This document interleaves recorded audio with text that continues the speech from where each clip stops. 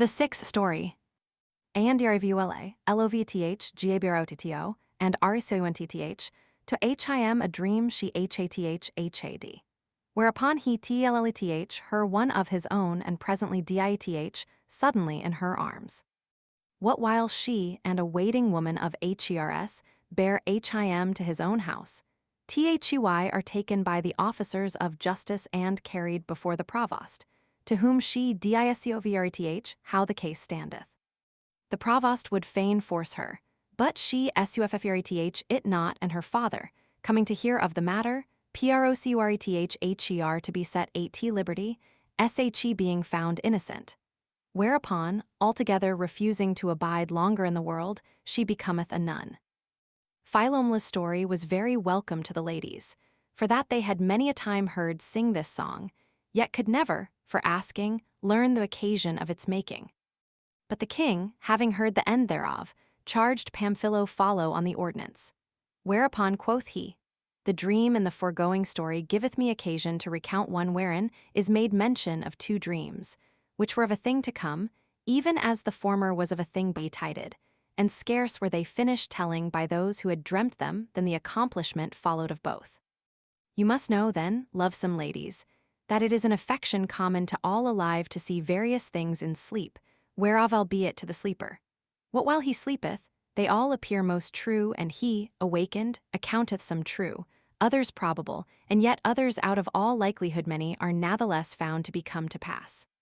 By reason whereof many lend to every dream as much belief, as they would to things they should see, waking, and for their proper dreams they sorrow or rejoice, according as by these they hope or fear. And contrariwise, there are those who believe none thereof, save after they find themselves fallen into the peril fortune. Of these I approve neither the one nor other, for that dreams are neither always true nor always false.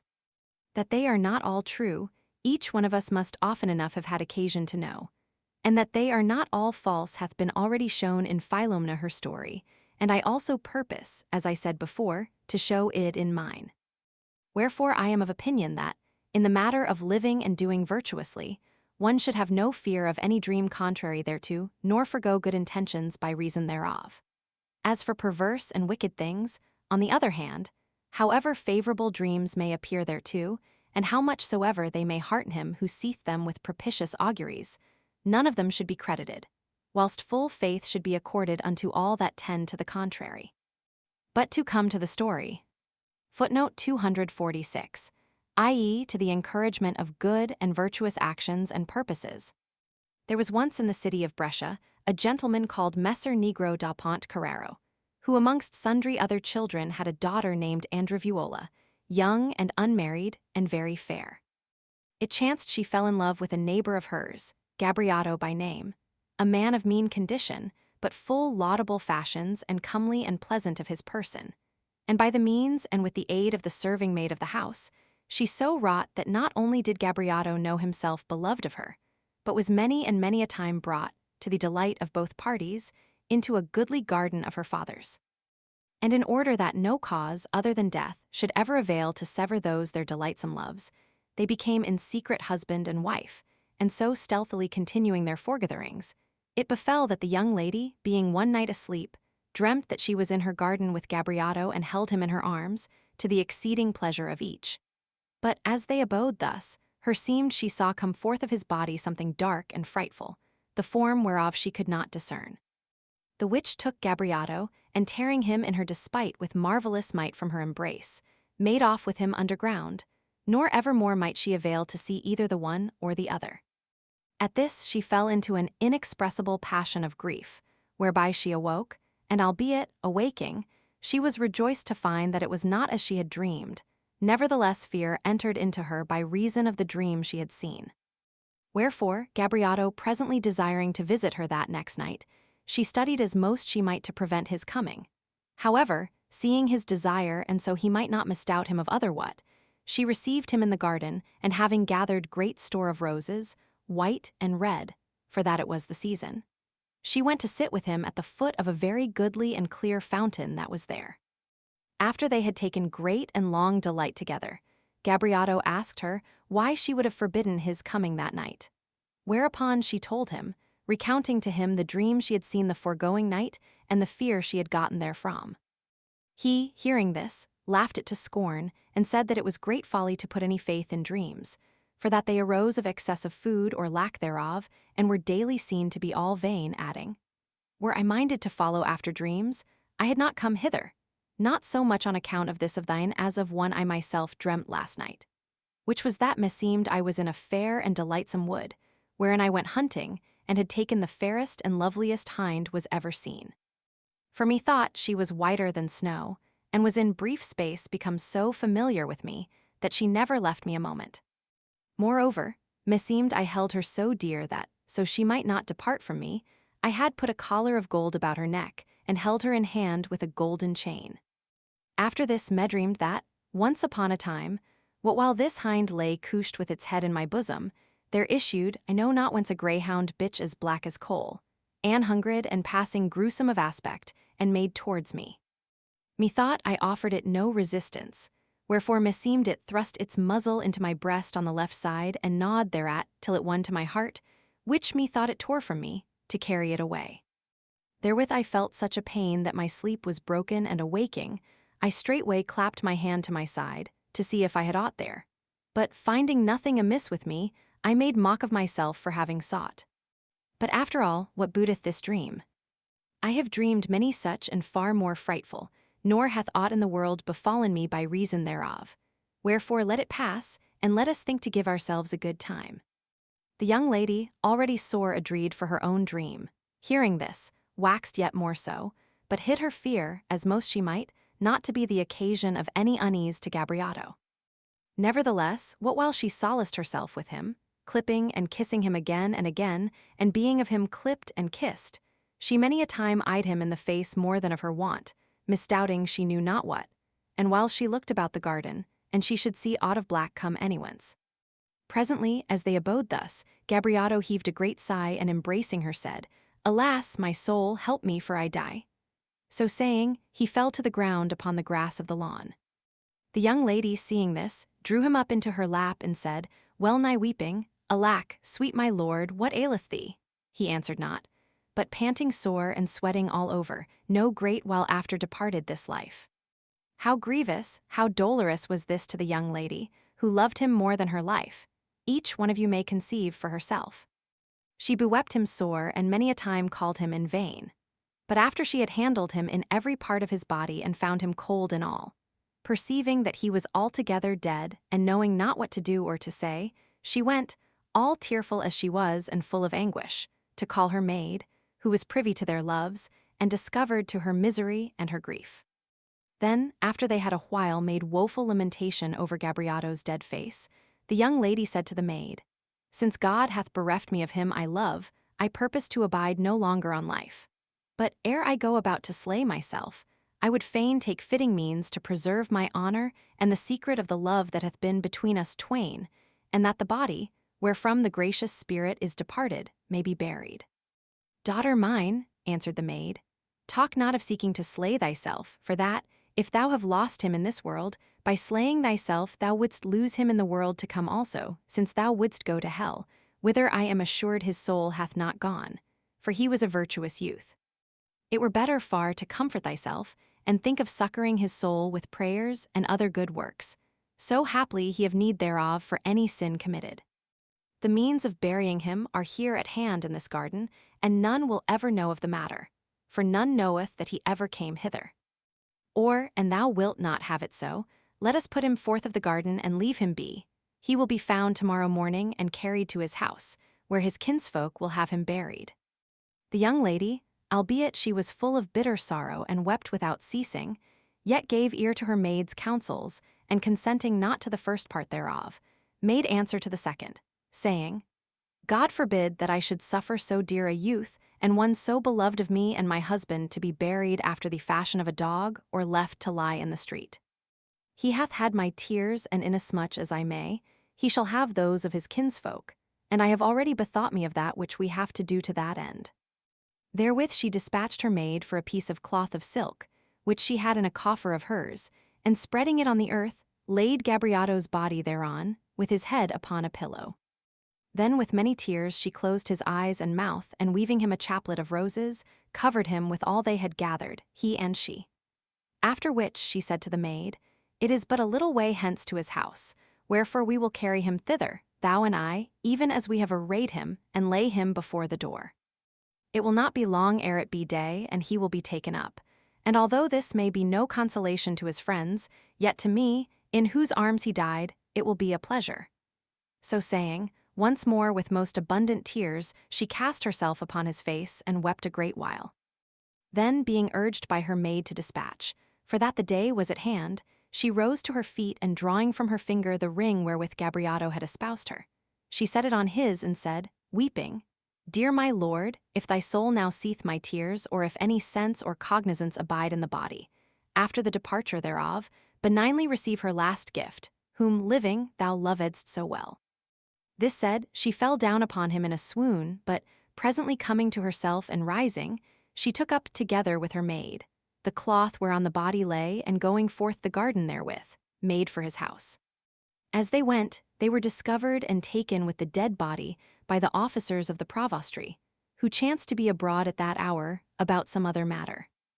Andrevuola, more desirous of death than of life, recognizing the officers, said frankly, "I know who you are, and that it would avail me nothing to seek to flee. I am ready to go with you before the Seigneury and there declare how the case standeth. But let none of you dare to touch me, provided I am obedient to you, or to remove aught from this body, and he would not be accused of me." Accordingly, without being touched of any, she repaired with Gabriato's body to the palace, where the provost, hearing what was to do, arose and sending for her into his chamber, proceeded to inquire of this that had happened. To this end he caused divers physicians look if the dead man had been done to death with poison or otherwise, who all affirmed that it was not so, but that some imposthume had burst near the heart, the which had suffocated him.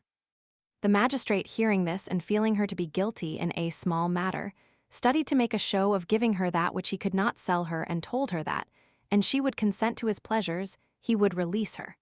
But these words availing not, he offered, out of all seemliness, to use force. However, Andrevuola, fired with disdain and waxed strong, defended herself manfully, rebutting him with proud and scornful words. Meanwhile, broad day come, and these things being recounted to Messer Negro, he betook himself, sorrowful unto death, to the palace, in company with many of his friends, and being there acquainted by the provost with the whole matter, demanded resentfully that his daughter should be restored to him.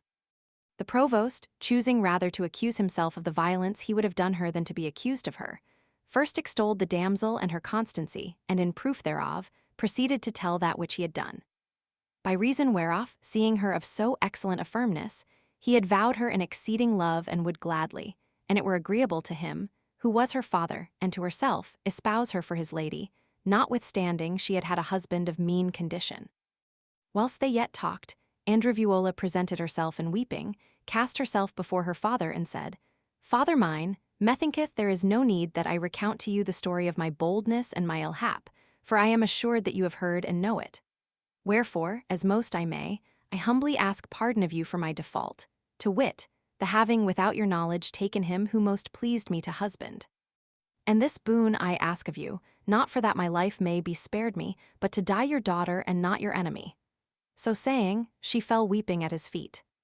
Messer Negro, who was an old man and kindly and affectionate of his nature, hearing these words, began to weep, and with tears in his eyes raised his daughter tenderly to her feet and said, "Daughter mine, it had better pleased me that thou shouldst have had such a husband as, according to my thinking, behoved unto thee, and that thou shouldst have taken such an one as was pleasing unto thee had also been pleasing to me.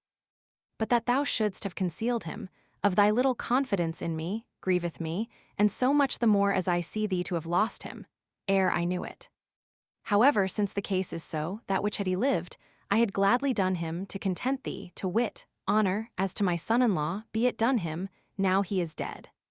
Then, turning to his sons and his kinsfolk, he commanded that great and honorable obsequies should be prepared for Gabriato. Meanwhile, the kinsmen and kinswomen of the young man, hearing the news, had flocked thither, and with them well nigh all the men and women in the city. Therewith, the body, being laid out a middleward the courtyard upon Andrevuola's silken cloth and strewn, with all her roses, was there not only bewept by her and his kinsfolk, but publicly mourned by well-nigh all the ladies of the city and by many men. And being brought forth of the courtyard of the seigneury, not as that of a plebeian, but as that of a nobleman, it was with the utmost honor borne to the sepulchre upon the shoulders of the most noble citizens. Some days thereafterward, the provost ensuing that which he had demanded, Messer Negro propounded it to his daughter, who would hear naught thereof. But, her father being willing to comply with her in this, she and her maid made themselves nuns in a convent very famous for sanctity, and there lived honorably a great while after. The seventh story. Simone Loveth Pasquino, and they being together in a garden, the latter rubbeth a leaf of sage against his teeth and dieth. She, being taken and thinking to show the judge how her lover died, rubbeth one of the same leaves against her teeth, and dieth on likewise. Pamphilo having delivered himself of his story, the king, showing no compassion for Andrevuola, looked at Emilia and signed to her that it was his pleasure she should with a story follow on those who had already told. Whereupon she, without delay, began as follows. Dear companions, the story told by Pamphilo putteth me in mind to tell you one in nothing like unto his save that like, as Andrevuola lost her beloved in a garden. Even so did she of whom I have to tell, and being taken in like manner as was Andrevuola, freed herself from the court, not by dint of fortitude nor constancy, but by an unlooked-for death. And as hath otherwhile been said amongst us, albeit love liefer inhabiteth the houses of the great, yet not therefore doth he decline the empery of those of the poor. Nay, whiles in these latter he so manifesteth his power that he maketh himself feared, as a most puissant seigna, of the richer sort. This, if not in all, yet in great part, will appear from my story, with which it pleaseth me to re-enter our own city, where from this day, discoursing diversely of divers things and ranging over various parts of the world, we have so far departed. There was, then, no great while ago, in Florence a damsel very handsome and agreeable, according to her condition, who was the daughter of a poor father and was called Simona. And although it behoved her with her own hands earn the bread she would eat and sustain her life by spinning wool, she was not therefore of so poor a spirit, but that she dared to admit into her heart love, which, by means of the pleasing words and fashions of a youth of no greater account than herself, who went giving wool to spin for a master of his, a woolmonger, had long made a show of wishing to enter there. Having, then, received him into her bosom with the pleasing aspect of the youth who loved her whose name was Pasquino, she heaved 1,000 sighs, hotter than fire, at every hank of yarn she wound about the spindle, bethinking her of him who had given it her to spin and ardently desiring, but venturing not to do more. He, on his side, grown exceeding anxious that his master's wool should be well spun, overlooked Simona's spinning more diligently than that of any other, as if the yarn spun by her alone and none other were to furnish forth the whole cloth.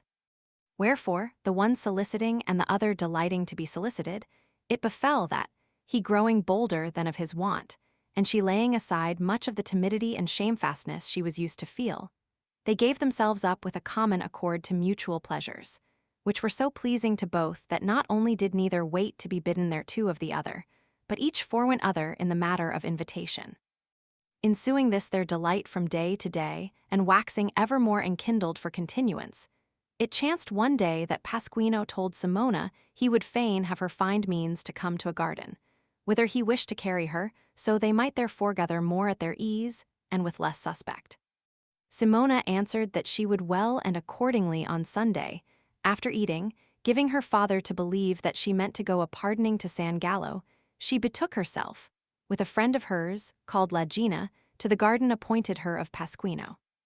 There she found him with a comrade of his, whose name was Puccino, but who was commonly called Stramba, and an amorous acquaintance being quickly clapped up between the latter and Lagina, Simona and her lover withdrew to one part of the garden, to do their pleasure, leaving Stramba and Lagina in another. Footnote 250, i.e. to attend the ecclesiastical function called a pardon, with which word, used in this sense, Meyerbeer's opera of Dinora, properly Le Pardon de Pliamel, has familiarized opera-goers. A pardon is a sort of minor jubilee of the Roman Catholic Church, held in honor of some local saint, at which certain indulgences and remissions of sins, hence the name, are granted to the faithful attending the services of the occasion. Now in that part of the garden, whither Pasquino and Simona had bade ken themselves, was a very great and goodly bush of sage, at the foot whereof they sat down and solaced themselves together a great while, holding much discourse of a collation they purposed to make there at their leisure. Presently, Pasquino turned to the great sage-bush, and plucking a leaf thereof, began to rub his teeth and gums withal, avouching that sage cleaned them excellent well of aught that might be left thereon after eating. After he had thus rubbed them a while, he returned to the subject of the collation, of which he had already spoken, nor had he long pursued his discourse when he began altogether to change countenance, and well nigh immediately after lost sight and speech, and in a little while he died. Simona, seeing this, fell to weeping and crying out, and called Stramba and Lagina, who ran thither in haste, and seeing Pasquino not only dead, but already grown all swollen and full of dark spots about his face and body, Stramba cried out of a sudden, "Ah, wicked woman! Thou hast poisoned him." Making a great outcry, he was heard of many who dwelt near the garden, and who, running to the clamor, found Pasquino dead and swollen. Hearing Stramba lamenting and accusing Simona of having poisoned him of her malice, whilst she, for dolour of the sudden mishap that had carried off her lover, knew not how to excuse herself, being as it were beside herself, they all concluded that it was as he said. And accordingly she was taken and carried off, still weeping sore, to the provost's palace, where, at the instance of Stramba and other two comrades of Pasquino, by name Adexiato and Malagevol, who had come up meanwhile, a judge addressed himself without delay to examine her of the fact, and being unable to discover that she had done malice in the matter or was anywise guilty, he bethought himself, in her presence, to view the dead body and the place and manner of the mishap, as recounted to him by her. For that he apprehended it not very well by her words. Accordingly, he let bring her, without any stir, whereas Pasquino's body lay yet, swollen as it were a tun, and himself following her thither, marveled at the dead man and asked her how it had been, whereupon, going up to the sagebush, she recounted to him all the foregoing story, and to give him more fully to understand how the thing had befallen, she did even as Pasquino had done, and rubbed one of the sage leaves against her teeth. Then whilst her words were, in the judge's presence, flouted by Stramba and Adexiato, and the other friends and comrades of Pasquino as frivolous and vain, and they all denounced her wickedness with the more instance, demanding nothing less than that the fire should be the punishment of such perversity. The wretched girl, who abode all confounded for dolour of her lost lover and fear of the punishment demanded by Stramba, fell, for having rubbed the sage against her teeth, into that same mischance, whereinto her lover had fallen, to the no small wonderment of as many as were present. O happy souls, to whom it fell in one same day to terminate at once your fervent love and your mortal life. Happier yet, and ye went together to one same place. And most happy, if folk love in the other life, and ye love there as you loved here below. But happiest beyond compare, at least in our judgment, who abide after her on life, was Simona's soul, whose innocence fortune suffered not to fall under the testimony of Stramba and Adexiato and Malagevol, wool carders belike or men of yet meaner condition, finding her a more honourable way, with a death like unto that of her lover, to deliver herself from their calumnies, and to follow the soul, so dearly loved of her Pasquino. The judge, in a manner astonied, as were likewise as many as were there, at this mischance, and unknowing what to say, abode long silent. Then, recollecting himself, he said, "It seemeth this sage is poisonous, the which is not wont to happen of sage. But so it may not avail to offend on this wise against any other, be it cut down even to the roots and cast into the fire." This, the keeper of the garden proceeded to do in the judge's presence, and no sooner had he levelled the great bush with the ground than the cause of the death of the two unfortunate lovers appeared. For thereunder was a toad of marvellous bigness, by whose pestiferous breath they concluded the sage to have become venomous.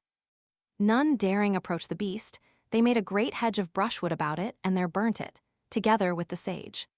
So ended the judge's inquest upon the death of the unfortunate Pasquino, who, together with his Simona, all swollen as they were was buried by Stramba and Adixiato and Guccio Imbrata and Maligevol in the church of St. Paul, whereof it chanced they were parishioners.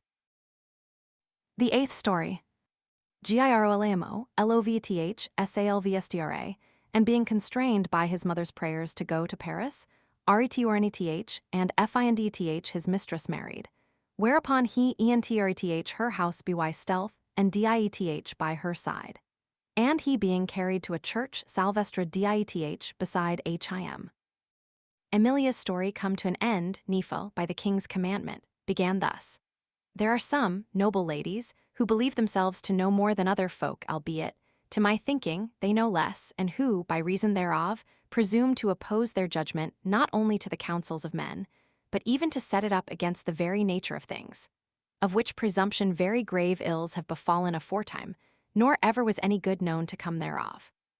And for that of all natural things love is that which least brooketh contrary counsel or opposition, and whose nature is such that it may lightlier consume of itself than be done away by advisement, it hath come to my mind to narrate to you a story of a lady, who, seeking to be wiser than pertained unto her, and than she was, nay, than the matter comported in which she studied to show her wit, thought to tear out from an enamored heart a love which had belike been set there of the stars, and so doing, succeeded in expelling at once love and life from her son's body.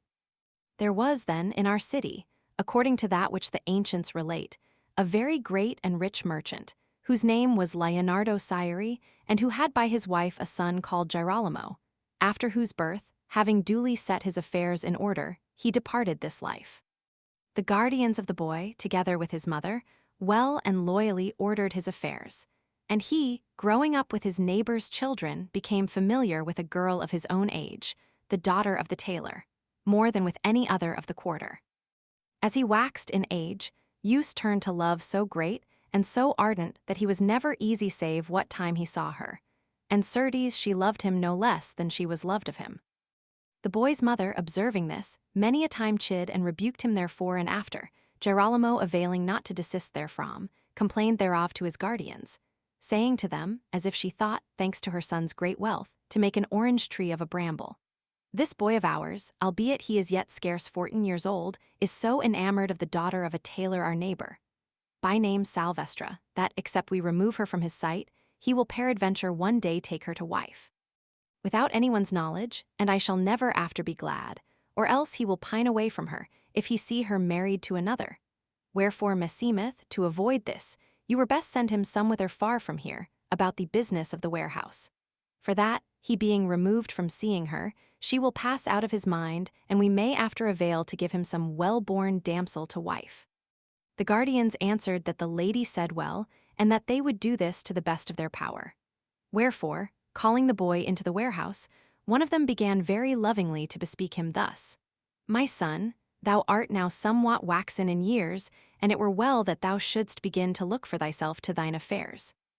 Wherefore it would much content us that thou shouldst go sojourn a while at Paris, where thou wilt see how great part of thy wealth is employed, more by token that thou wilt there become far better bred and mannered, and more of worth than thou couldst here, seeing the lords and barons and gentlemen who are there in plenty and learning their usances, after which thou mayst return hither.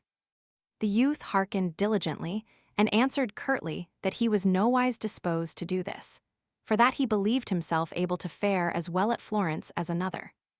The worthy men, hearing this, essayed him again with sundry discourse, but failing to get other answer of him, told his mother, who, sore provoked thereat, gave him a sound rating, not because of his unwillingness to go to Paris, but of his enamorment. After which, she fell to cajoling him with fair words, coaxing him and praying him softly be pleased to do what his guardians wished. Brief, she contrived to bespeak him to such purpose, that he consented to go to France and there abide a year and no more. Accordingly, ardently enamored as he was, he betook himself to Paris, and there, being still put off from one day to another, he was kept 2 years. At the end of which time, returning, more in love than ever, he found his Salvestra married to an honest youth, a tent-maker. At this he was beyond measure woebegone, but seeing no help for it, he studied to console himself therefore, and having spied out where she dwelt, began, after the wont of young men in love, to pass before her, expecting she should no more have forgotten him than he her. but the case was otherwise. She had no more remembrance of him than if she had never seen him, or, if indeed she remembered aught of him, she feigned the contrary. And of this, in a very brief space of time, Girolamo became aware, to his no small chagrin. Nevertheless, he did all he might to bring himself to her mind. But himseeming he wrought nothing, he resolved to speak with her, face to face, though he should die for it. Accordingly, having learned from a neighbor how her house stood, one evening that she and her husband were gone to keep wake with their neighbors, he entered therein by stealth and hiding himself behind certain tent cloths that were spread there, waited till, the twain having returned and gotten them to bed, he knew her husband to be asleep. Whereupon he came whereas he had seen Salvestra lay herself, and putting his hand upon her breast, said softly, "Sleepest thou yet, O my soul?" The girl who was awake would have cried out, but he said hastily, "For God's sake, cry not, for I am thy Girolamo." She, hearing this, said, all trembling, "Alack, for God's sake, Girolamo, get thee gone. The time is past when it was not forbidden unto our childishness to be lovers. I am, as thou seest, married, and it beseemeth me no more to have regard to any man other than my husband. Wherefore I beseech thee, by God the only, to be gone, for that, if my husband heard thee, even should no other harm ensue thereof, yet would it follow that I might never more avail to live with him in peace or quiet, whereas now I am beloved of him, and abide with him in weal and in tranquillity." The youth, hearing these words, was grievously endolored, and recalled to her the time past, and his love no whit grown less for absence, mingling many prayers and many great promises, but obtained nothing. Wherefore, desiring to die, he prayed her at last that, in requital of so much love, she would suffer him couch by her side, so he might warm himself somewhat, for that he was grown chilled, awaiting her, promising her that he would neither say aught to her nor touch her, and would get him gone, so soon as he should be a little warmed. Salvestra, having some little compassion of him, granted him this he asked, upon the conditions aforesaid, and he accordingly lay down beside her, without touching her. Then, collecting into one thought the long love he had borne her and her present cruelty and his lost hope, he resolved to live no longer. Wherefore, straightening in himself his vital spirits, he clenched his hands and died by her side, without word or motion. Footnote 252, Ristretti in si glai spiriti. An obscure passage, perhaps holding his breath is meant, but in this case we should read lo spirito instead of glai spiriti. After a while the young woman, marveling at his countenance and fearing lest her husband should awake, began to say, "Alack, Girolamo, why dost thou not get thee gone?" Hearing no answer, she concluded that he had fallen asleep, and putting out her hand to awaken him, found him cold to the touch as ice, whereat she marveled sore. Then, nudging him more sharply and finding that he stirred not, she felt him again and knew that he was dead. Whereat she was beyond measure woebegone, and abode a great while, unknowing what she should do. At last she bethought herself to try, in the person of another, what her husband should say was to do. Wherefore, awakening him, she told him, as having happened to another, that which had presently betided herself, and after asked him what counsel she should take thereof, if it should happen to herself. The good man replied that himseemed the dead man should be quietly carried to his house and there left, without bearing any ill will thereof to the woman, who, it appeared to him, had nowise done amiss. Then said Salvestra, "And so it behoveth us do," and taking his hand made him touch the dead youth. Whereupon, all confounded, he arose, without entering into farther parley with his wife, and kindled a light. Then, clothing the dead body in its own garments, he took it, without any delay, on his shoulders and carried it, his innocence aiding him, to the door of Girolamo's house, where he set it down and left it. Footnote 253. I.e. what course she should take in the matter, consiglio used as before, see notes, pp. 2 and 150, in this special sense. When the day came and Girolamo was found dead before his own door, great was outcry, especially on the part of his mother, and the physicians having examined him and searched his body everywhere, but finding no wound nor bruise whatsoever on him, it was generally concluded that he had died of grief, as was indeed the case. Then was the body carried into a church, and the sad mother, repairing thither with many other ladies, kinswomen and neighbors, began to weep without stint and make sore moan over him, according to our usance. What while the lamentation was at its highest, the good man, in whose house he had died, said to Salvestra, Hark, put some mantlet or other on thy head, and get thee to the church whither Girolamo hath been carried, and mingle with the women, and hearken to that which is discoursed of the matter. And I will do the like among the men, so we may hear if aught be said against us. The thing pleased the girl, who was too late grown pitiful and would fain look upon him, dead, whom living, she had not willed to pleasure with one poor kiss, and she went thither. A marvelous thing it is to think how uneath to search out are the ways of love. That heart which Girolamo's fair fortune had not availed to open, his illhap opened, and the old flames reviving all therein, ween as she saw the dead face it melted of a sudden into such compassion that she pressed between the women, veiled as she was in the mantlet, and stayed not till she won to the body.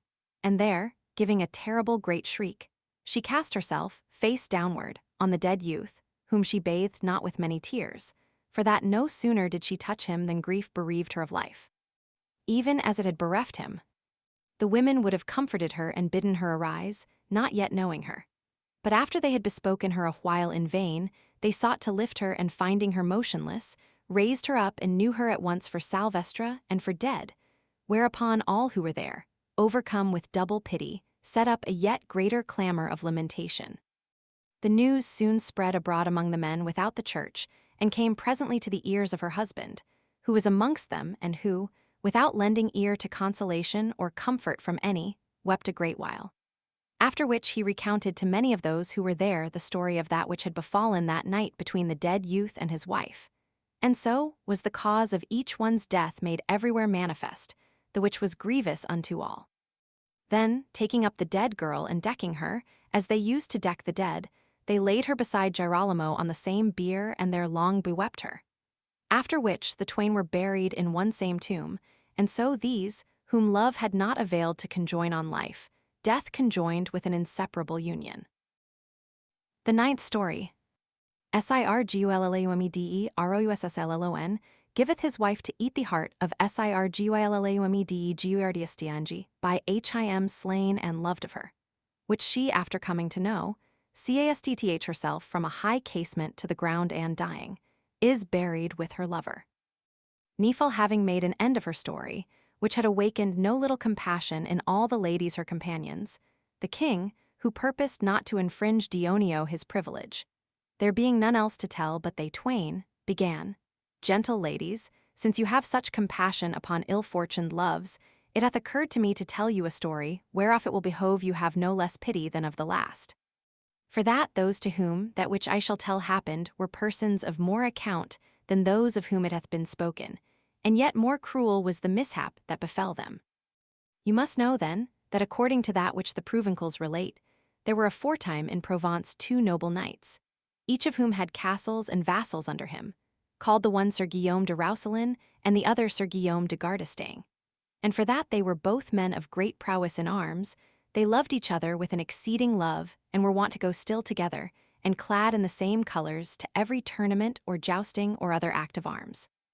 Although they abode each in his own castle and were distant, one from other, a good 50 miles, yet it came to pass that, Sir Guillaume de Roussillon having a very fair and lovesome lady to wife, Sir Guillaume de Gardestang, notwithstanding the friendship and fellowship that was between them, become beyond measure enamoured of her, and so wrought, now with one means and now with another, that the lady became aware of his passion, and knowing him for a very valiant knight, it pleased her, and she began to return his love, insomuch that she desired and tendered nothing more than him, nor awaited otherwhat than to be solicited of him, the which was not long in coming to pass, and they foregathered once and again. Loving each other amen, and conversing together less discreetly than behoved, it befell that the husband became aware of their familiarity, and was mightily incensed thereat, insomuch that the great love he bore to Gardestang was turned into mortal hatred. But this he knew better to keep hidden than. The 2 lovers had known to conceal their love, and was fully resolved in himself to kill him.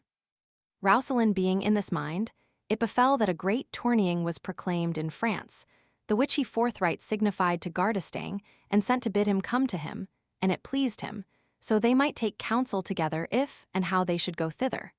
Whereto the other very joyously answered that he would without fail come to sup with him on the ensuing day. Roussillon, hearing this, thought the time come weenas he might avail to kill him, and accordingly on the morrow, he armed himself, and mounting to horse with a servant of his, lay at ambush, maybe a mile from his castle, in a wood whereas Gardestang must pass. There after he had awaited him a good while, he saw him come, unarmed and followed by 2 servants in like case, as one who apprehends nothing from him.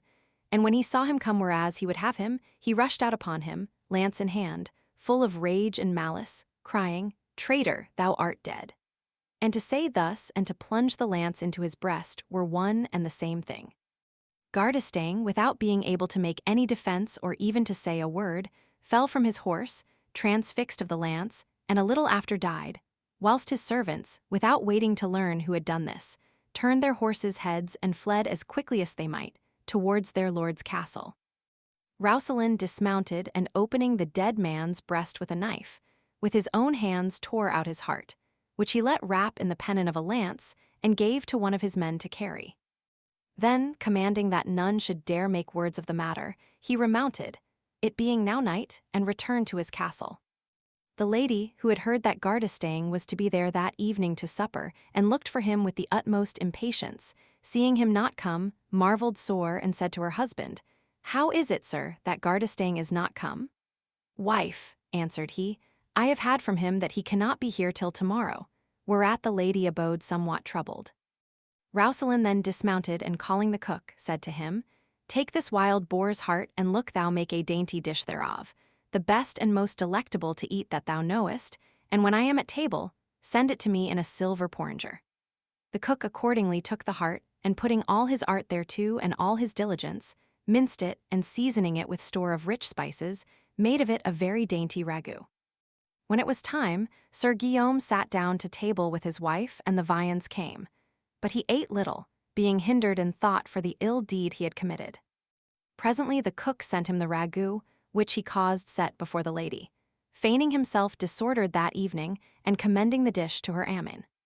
The lady, who was no squeamish, tasted thereof, and finding it good, ate it all, which when the knight saw, he said to her, "Wife, how deem you of this dish?" "In good sooth, my lord," answered she, "it liketh me exceedingly." Whereupon, "So God be mine aid," quoth Roussillon, "I do indeed believe it you, nor do I marvel if that please you dead, which, alive, pleased you more than aught else." The lady, hearing this, hesitated a while, then said, "How? What have you made me eat?" "This that you have eaten," answered the knight, "was in very truth the heart of Sir Guillaume de Gardestang, whom you, disloyal wife as you are, so loved. And know for certain that it is his very heart, for that I tore it from his breast with these hands a little before my return." It needeth not to ask if the lady were woebegone, hearing this of him whom she loved more than aught else. And after a while she said, "You have done the deed of a disloyal and base knight, as you are. For, if I, unenforced of him, made him lord of my love and therein offended against you, not he, but I should have borne the penalty thereof. But God forfend that ever other victual should follow upon such noble meet the heart of so valiant and so courteous a gentleman as was Sir Guillaume de Gardestang." Then, rising to her feet, without any manner of hesitation, she let herself fall backward through a window which was behind her, and which was exceeding high above the ground. Wherefore, as she fell, she was not only killed, but well nigh broken in pieces. Sir Guillaume, seeing this, was sore dismayed, and him seemed he had done ill. Wherefore, being adreed of the country people, and of the Count of Provence, he let saddle his horses and made off. On the morrow it was known all over the country how the thing had passed, whereupon the 2 bodies were, with the utmost grief and lamentation, taken up by Gardestang's people and those of the lady, and laid in one same sepulchre in the chapel of the latter's own castle. And thereover were verses written, signifying who these were that were buried therewithin, and the manner and occasion of their death. Footnote 256. This is the well-known story of the troubadour Guillaume de Cabestan, or Cabestang, whose name Boccaccio alters to Gardestagno, or Gardestang. The 10th story. A physician's wife putth her lover 4 dead in a chest, which 2 usurers carry off to their own house, gallant and all. The latter, who is but drugged, cometh presently to himself, and being discovered, is taken for a thief. But the ladies made avoucheth to the seignory that she herself had put a chiam into the chest stolen by the 2 usurers, whereby he escapeth the gallows, and the thieves are immersed in certain moneys. Philostrato having made an end of his telling, it rested only with Dioneo to accomplish his task, who, knowing this, and it being presently commanded him of the king, began as follows. The sorrows that have been this day related of ill-fortune loves have saddened not only your eyes and hearts, ladies, but mine also, wherefore I have ardently longed for an end to be made thereof. Now that, praised be God, they are finished, except I should choose to make an ill addition to such sorry wear, from which God keep me. I will, without farther ensuing so dolorous a theme, begin with something blither and better, thereby perchance affording a good argument for that which is to be related on the ensuing day. You must know, then, fairest lasses, that there was in Salerno, no great while since, a very famous doctor in surgery, by name Master Mazzio della Montagna, who, being already come to extreme old age, took to wife a fair and gentle damsel of his city, and kept better furnished with sumptuous and rich apparel and jewels, and all that can pleasure a lady than any woman of the place. True it is she went a-cold most of her time, being kept of her husband ill covered abed. For, like as Messer Riccardo di Cinzica, of whom we already told, taught his wife to observe saints' days and holidays, even so the doctor pretended to her that once lying with a woman necessitated, I know not how many days' study to recruit the strength and the like toys. Whereof she abode exceeding ill content, and like a discreet and high-spirited woman as she was, bethought herself, so she might the better husband the household good, to betake herself to the highway, and seek to spend others' gear. To this end, considering divers young men, at last she found one to her mind, and on him she set all her hope. Whereof he becoming aware and she pleasing him mightily, he in like manner turned all his love upon her. The spark in question was called Ruggieri de Gerali, a man of noble birth, but of lewd life and blameworthy carriage, insomuch that he had left himself neither friend nor kinsman who wished him well or cared to see him, and was defamed throughout all Salerno for thefts and other knaveries of the vilest. But of this the lady recked little, he pleasing her for other what, and with the aid of a maid of hers, she wrought on such wise that they came together. After they had taken some delight, the lady proceeded to blame his past way of life and to pray him, for the love of her, to desist from these ill fashions. And to give him the means of doing this, she fell to succoring him, now with one sum of money and now with another. On this wise they abode together, using the utmost discretion, till it befell that a sick man was put into the doctor's hands, who had a gangrened leg. And Master Mazzio, having examined the case, told the patient's kinsfolk that, except a decayed bone he had in his leg were taken out, needs must he have the whole limb cut off or die, and that, by taking out the bone he might recover, but that he would not undertake him otherwise than for a dead man. To which those to whom the sick man pertained agreed, and gave the latter into his hands for such. The doctor, judging that the patient might not brook the pain nor would suffer himself to be operated, without an opiate, and having appointed to set about the matter at evensong, let that morning distill a certain water of his composition, which being drunken by the sick man, should make him sleep so long as he deemed necessary for the performing of the operation upon him, and fetching it home, set it in his chamber, without telling any what it was. The hour of vespers come, and the doctor being about to go to the patient in question, there came to him a messenger from certain very great friends of his at Malfi, charging him fail not for anything to repair thither incontinent, for that there had been a great fray there, in which many had been wounded. Master Mazzio accordingly put off the tending of the leg until the ensuing morning, and going aboard a boat, went off to Malfi, whereupon his wife, knowing that he would not return home that night, let fetch Ruggieri, as of her wont, and bringing him into her chamber, locked him there within, against certain other persons of the house should be gone to sleep. Ruggieri then, abiding in the chamber, awaiting his mistress, and being whether for fatigue, endured that day or salt meat that he had eaten or maybe for usance, sore, athirst, caught sight of the flagon of water, which the doctor had prepared for the sick man and which stood in the window, and deeming it drinking water, set it to his mouth and drank it all off. Nor was it long ere a great drowsiness took him, and he fell asleep. The lady came to the chamber as first she might, and finding Ruggieri asleep, nudged him and bade him in a low voice arise, but to no effect, for he replied not, neither stirred any whit. Whereat she was somewhat vexed, and nudged him more sharply, saying, Get up, slug a bed. And thou hadst a mind to sleep, thou shouldst have betaken thee to thine own house and not come hither. Ruggery, being thus pushed, fell to the ground from a chest whereon he lay and gave no more sign of life than a dead body. Whereupon the lady, now somewhat alarmed, began to seek to raise him up and to shake him more roughly, tweaking him by the nose and plucking him by the beard, but all in vain. He had tied his ass to a fast picket. At this she began to fear lest he were dead. Nevertheless, she proceeded to pinch him sharply and burn his flesh with a lighted taper, but all to no purpose. Wherefore, being no doctress, for all her husband was a physician, she doubted not but he was dead in very deed. Loving him over all else as she did, it needeth no asking if she were woe-begone for this, and daring not make any outcry, she silently fell a-weeping over him, and bewailing so sore a mishap. After a while, fearing to add shame to her loss, she bethought herself that it behoved her without delay find a means of carrying the dead man forth of the house, and knowing not how to contrive this, she softly called her maid, and discovering to her her misadventure sought counsel of her.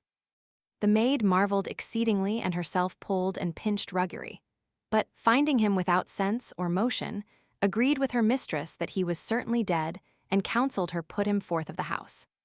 Quoth the lady, "And where can we put him so it may not be suspected, weenas he shall be seen tomorrow morning that he hath been brought out hence?" "Madam," answered the maid, "I saw, this evening at nightfall, over against the shop of our neighbour yonder the carpenter, a chest not over big, the which and the owner have not taken it in again, will come very apt for our affair. For that we can lay him therein, after giving him 2 or 3 slashes with a knife, and leave him be. I know no reason why whoso findeth him should suppose him to have been put there from this house rather than other ones. Nay, it will liefer be believed, seeing he was a young man of lewd life, that he hath been slain by some enemy of his, whilst going about to do some mischief or other, and after clapped in the chest." The maid's counsel pleased the lady, save that she would not hear of giving him any wound, saying that for naught in the world would her heart suffer her to do that. Accordingly, she sent her to see if the chest were yet whereas she had noted it, and she presently returned and said, "Aye." Then, being young and lusty, with the aid of her mistress, she took Ruggery on her shoulders, and carrying him out whilst the lady forewent her, to look if any came clapped him into the chest, and shutting down the lid, left him there. Now it chanced that, a day or 2 before, 2 young men, who lent at usance, had taken up their abode in a house a little farther and lacking household gear, but having a mind to gain much and spend little, had that day espied the chest in question, and had plotted together, if it should abide there the night, to carry it off to their own house.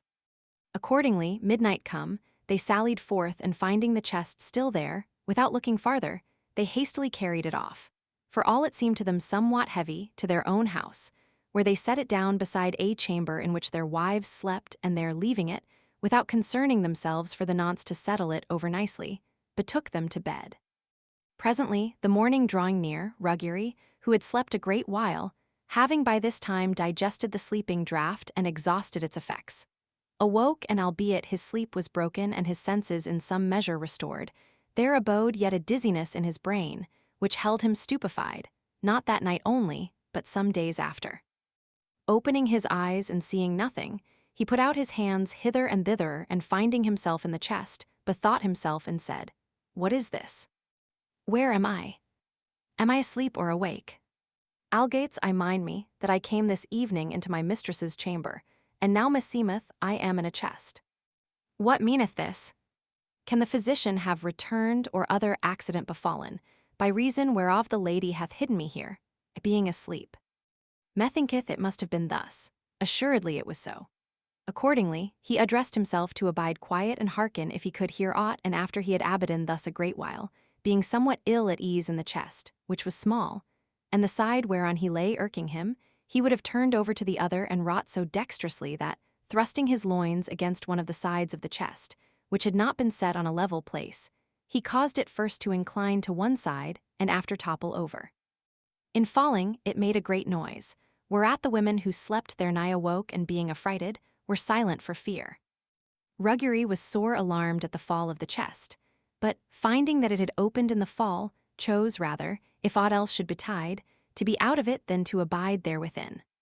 Accordingly, he came forth, and what with knowing not where he was, and what with one thing and another, he fell to groping about the house, so haply he should find a stair or a door, whereby he might get him gone. The women, hearing this, began to say, "Who is there?"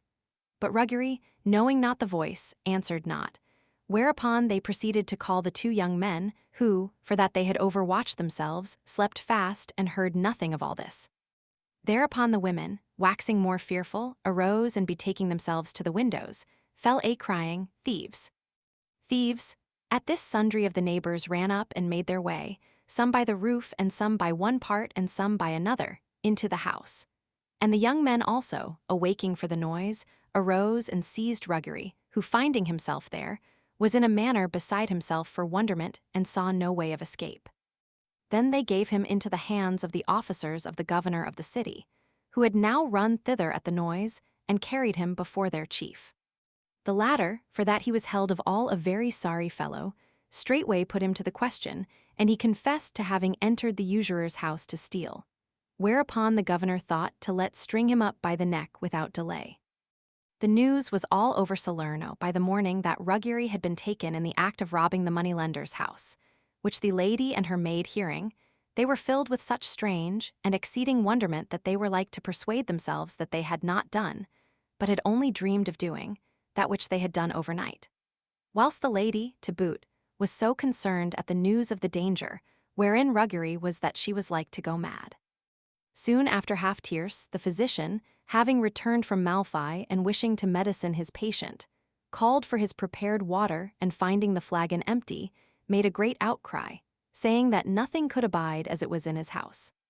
The lady, who was troubled with another great chagrin, answered angrily, saying, "What wouldst thou say, doctor, of grave matter, weenas thou makest such an outcry anent a flagonlet of water overset? Is there no more water to be found in the world?" "Wife," rejoined the physician, "thou thinkest this was common water. It was not so, nay, it was a water prepared to cause sleep," and told her for what occasion he had made it. When she heard this, she understood forthright that Ruggery had drunken the opiate and had therefore appeared to them dead, and said to her husband, "Doctor, we knew it not. Wherefore do you make yourself some more?" And the physician, accordingly, seeing he might not do otherwise, let make their avenue. A little after, the maid, who had gone by her mistress's commandment to learn what should be reported of Ruggery, returned and said to her, "Madam, every one missaith of Ruggery. Nor, for aught I could hear, is there friend or kinsman who hath risen up or thinketh to rise up to assist him, and it is held certain that the prefect of police will have him hanged tomorrow. Moreover, I have a strange thing to tell you, to wit, meseemeth I have discovered how he came into the moneylender's house, and hear how.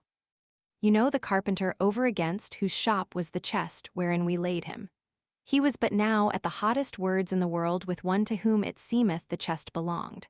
For the latter demanded of him the price of his chest, and the carpenter replied that he had not sold it, but that it had that night been stolen from him.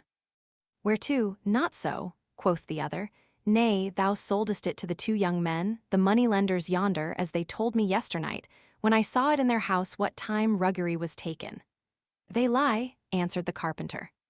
I never sold it to them, but they stole it from me yesternight. Let us go to them. So they went off with one accord to the moneylender's house, and I came back hither. On this wise, as you may see, I conclude that Ruggery was transported whereas he was found. But how he came to life again, I cannot divine. The lady now understood very well how the case stood, and telling the maid what she had heard from the physician, besought her help to save Ruggery, for that she might, and she would, at once save him and preserve her honor. Quoth she, "Madam, teach me how, and I will gladly do anything."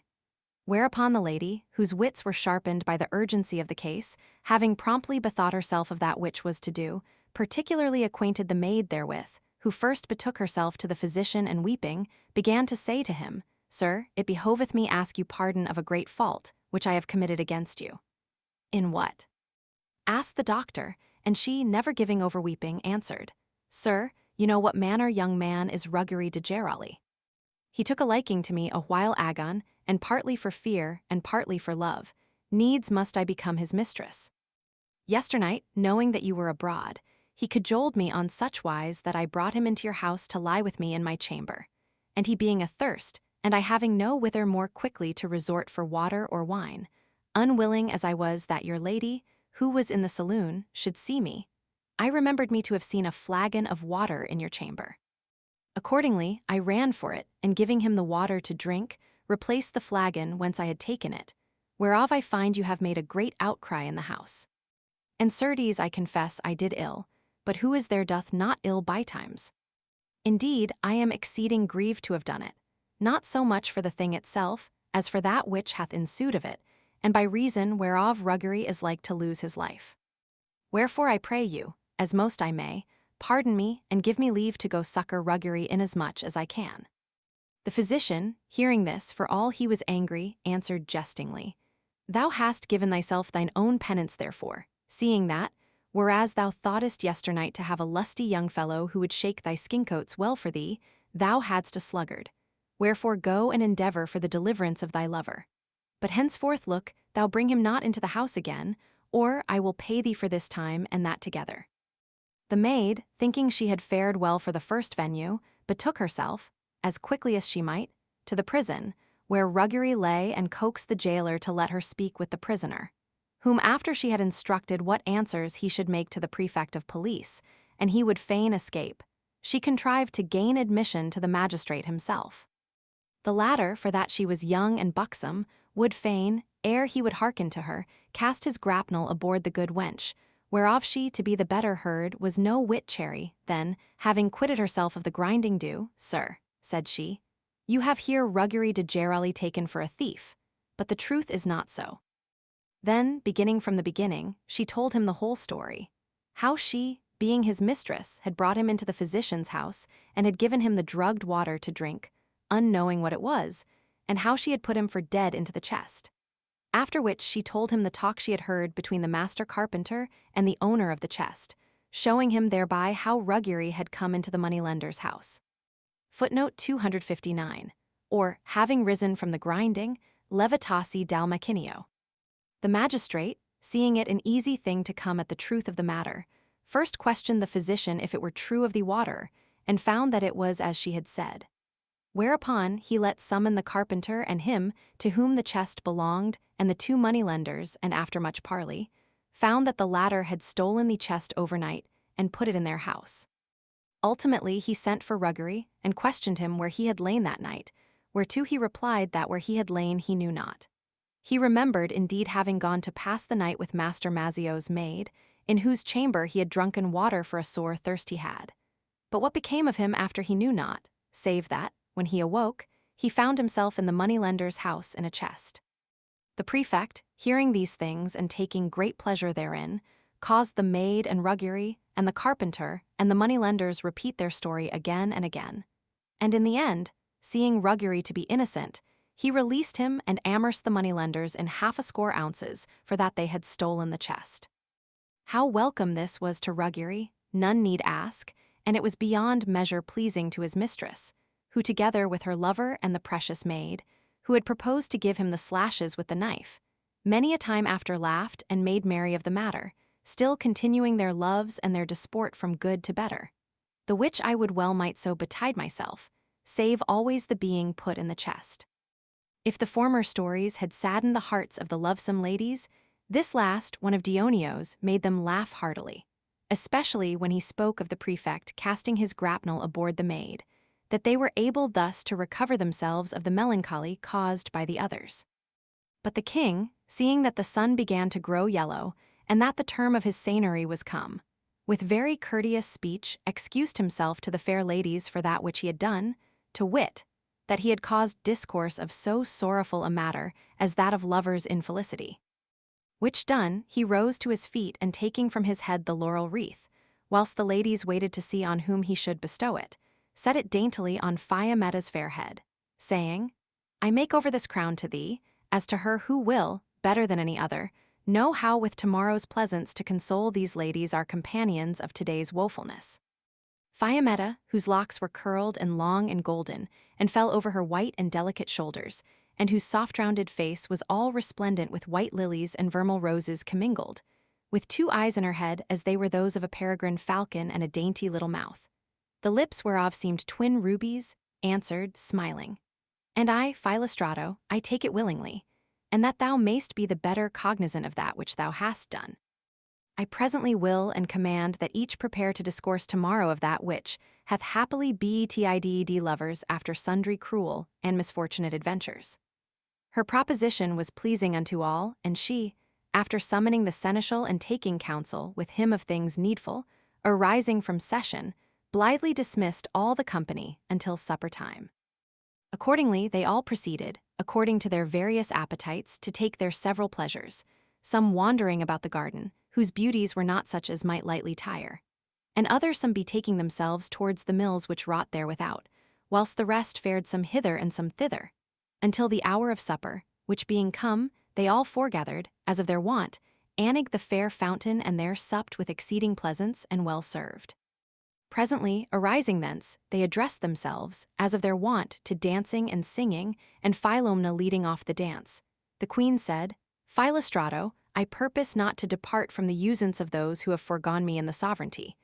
But like as they have done, so I intend that a song be sung at my commandment. And as I am assured that thy songs are even such as are thy stories, it is our pleasure that, so no more days than this be troubled with thine ill fortunes, thou sing such one thereof as most pleaseth thee. Philostrato replied that he would well and forthright proceeded to sing on this wise.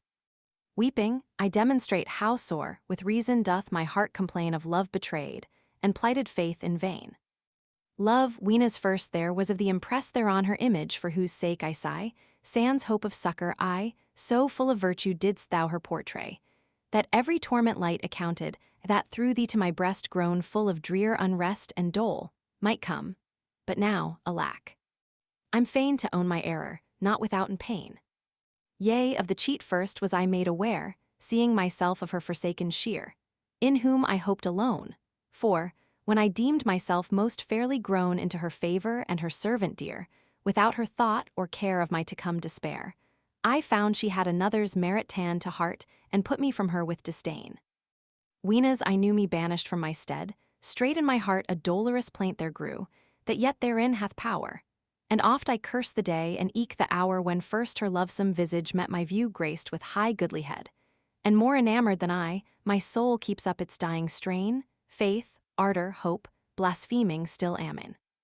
How void my misery is of all relief thou mayst e'en feel, so sore I call thee, sire, with voice all full of woe. Aye, and I tell thee that it irks me so that death for lesser torment I desire. Come, death, then, shear the sheaf of this my life of grief, and with thy stroke my madness eke assane, go where I may, less dire will be my bane. No other way than death is left my sprite, I, and none other solace for my dole, then give it me straightway, love, put an end withal to my dismay, ah, do it. Since fate's spite hath robbed me of delight, gladden thou her, Lord, with my death, love slain, as thou hast cheered her with another swain. My song, though none to learn thee lend an ear, I reck the less thereof, indeed, that none could sing thee even as I. When only charge I give thee, ere I die, that thou find love and unto him alone show fully how undear this bitter life and drear is to me. Craving of his might he deign some better harborage I may attain. Weeping I demonstrate how sore, with reason doth my heart complain of love betrayed, and plighted faith in vain. The words of this song clearly enough discovered the state of Philostrato's mind and the cause thereof, the which belike the countenance of a certain lady who was in the dance had yet plainlier declared, had not the shades of the now fallen night hidden the blushes that rose to her face. But when he had made an end of his song, many others were sung, till such time as the hour of sleep arrived, whereupon, at the queen's commandment, each of the ladies withdrew to her chamber. Here ENDATH, the 4th day of the Decameron. Day the 5th. Here BGINNETH, the 5th day of the Decameron, wherein, under the governance of FIMMETTA, is discoursed of that which hath happily betided lovers after sundry cruel and misfortunate adventures. The east was already all white, and the rays of the rising sun had made it light through all our hemisphere, when Phiametta, allured by the sweet song of the birds that blithely chanted the first hour of the day upon the branches, arose and let call all the other ladies and the 3 young men. Then, with leisured pace descending into the fields, she went a-pleasuring with her company about the ample plain upon the dewy grasses, discoursing with them of one thing and another, until the sun was somewhat risen, when, feeling that its rays began to grow hot, she turned their steps to their abiding place.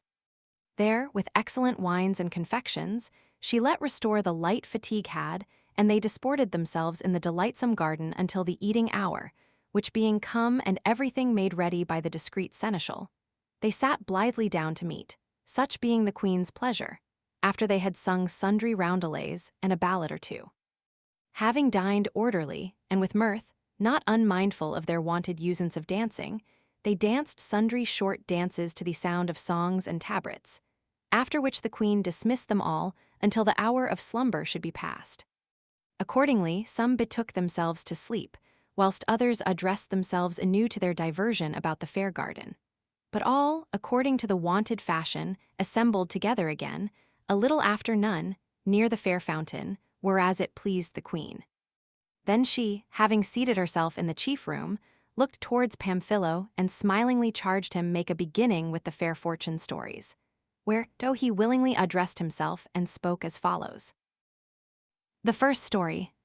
Cimon, loving, Wxeth wise and Carrith off to see Iphigenia his mistress.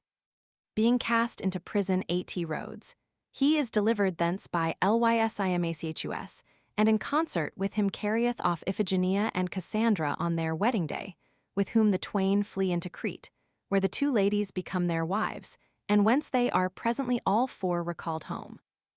Many stories, delightsome ladies, apt to give beginning to so glad a day as this will be, offer themselves unto me to be related, whereof one is the most pleasing to my mind, for that thereby, beside the happy issue which is to mark this day's discourses, you may understand how holy, how puissant and how full of all good is the power of love, which many, unknowing what they say, condemn and vilify with great unright.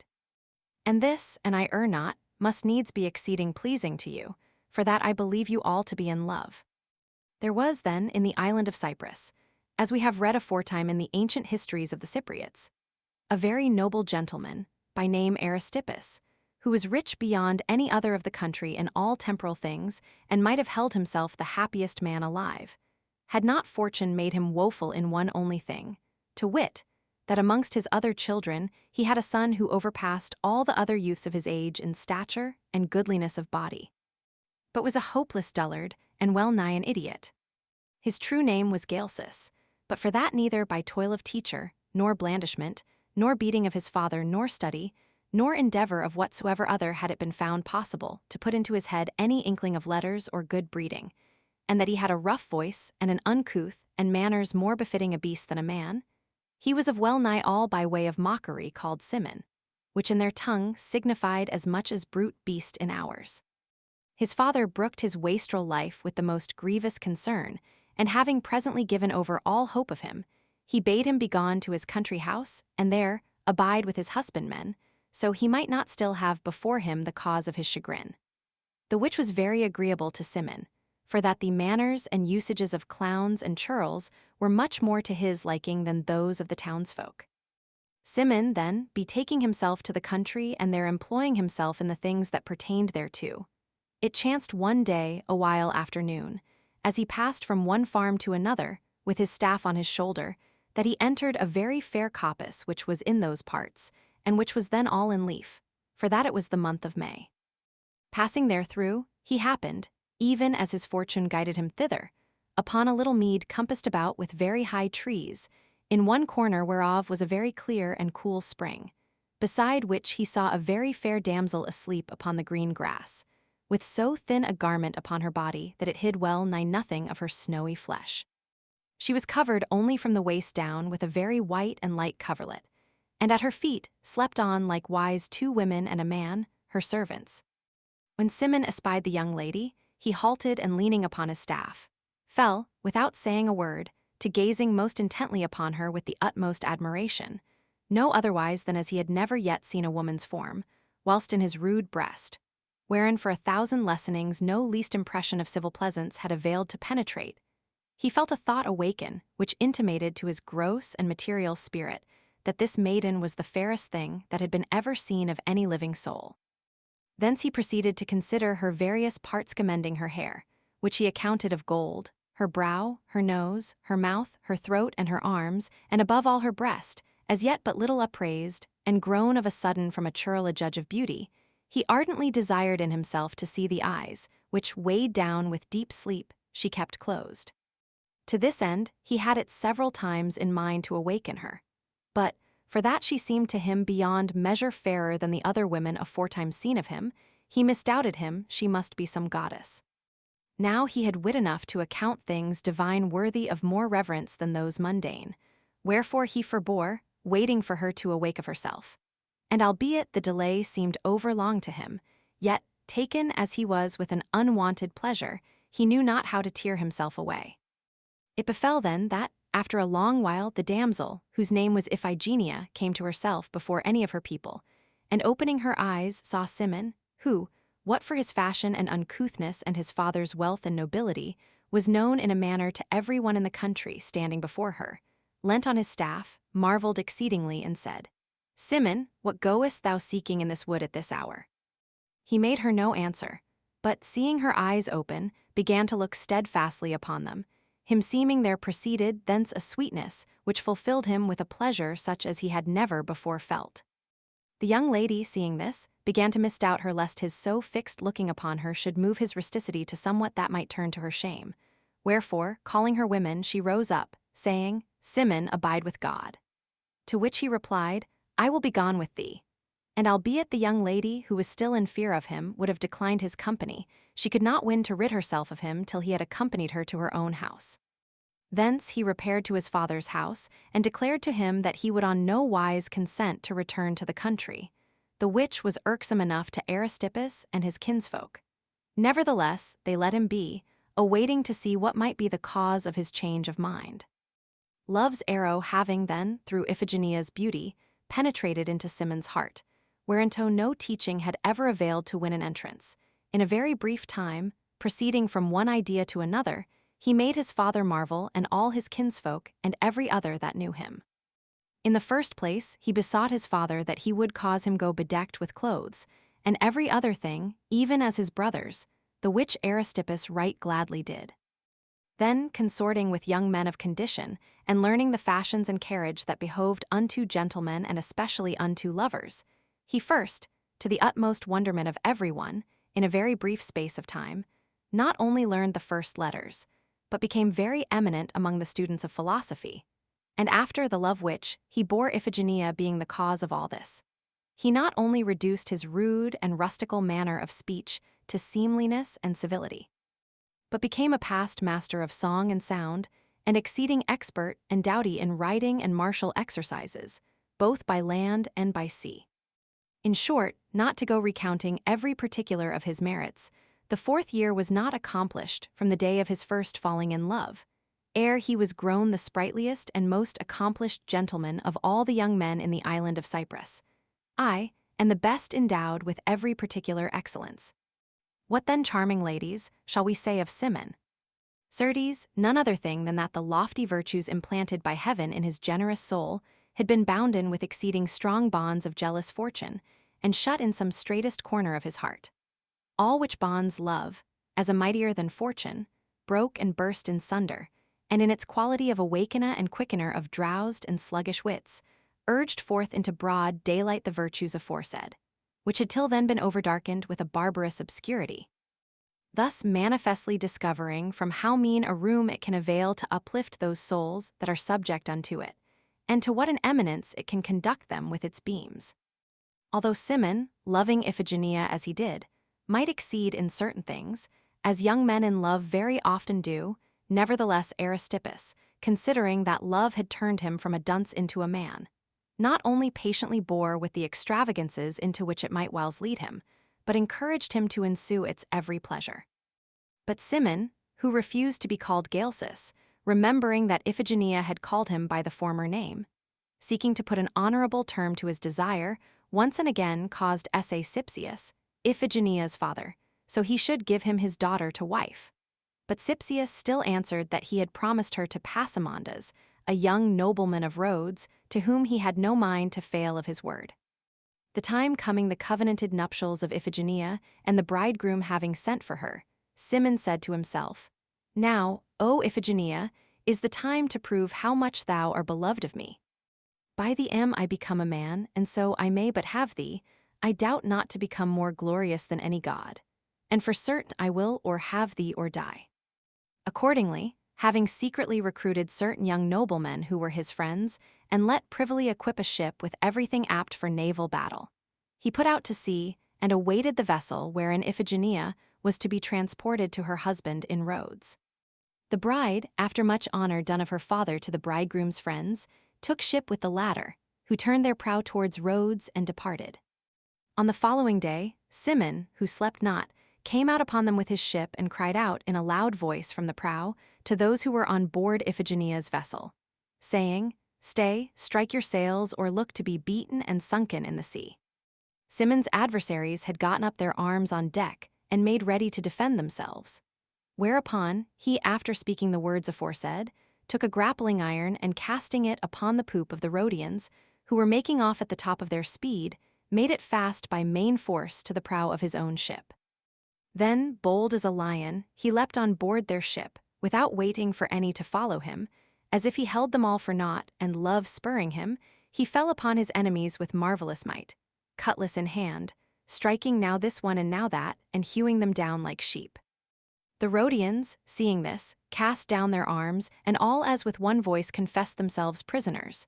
Whereupon quoth Simon to them, "Young men, it was neither lust of rapine nor hate that I had against you made me depart Cyprus to assail you, arms in hand, in mid-sea.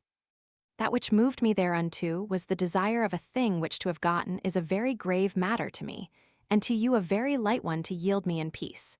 It is, to wit, Iphigenia, whom I loved over all else, and whom, availing not to have of her father on friendly and peaceful wise, love hath constrained me to win from you as an enemy, and by force of arms. Wherefore I mean to be to her that which your friend Passamondas should have been. Give her to me then, and begone, and God's grace go with you."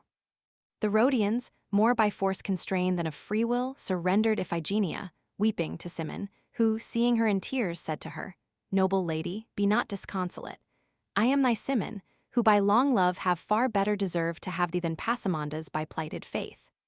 Thereupon he caused carry her aboard his own ship, and returning to his companions, let the Rhodians go, without touching aught else of theirs. Then, glad beyond any man alive to have gotten so dear a prey, after devoting some time to comforting the weeping lady, he took counsel with his comrades not to return to Cyprus at that present.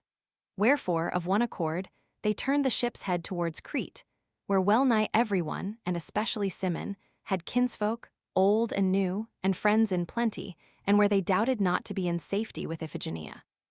But fortune, the unstable, which had cheerfully enough vouchsafed unto Simon the acquisition of the lady, suddenly changed the inexpressible joyance of the enamored youth into sad and bitter mourning.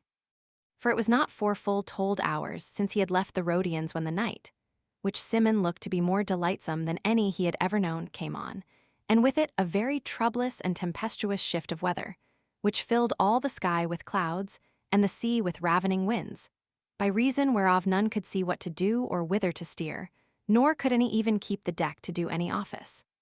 How sore concerned was Simon for this it needeth not to ask.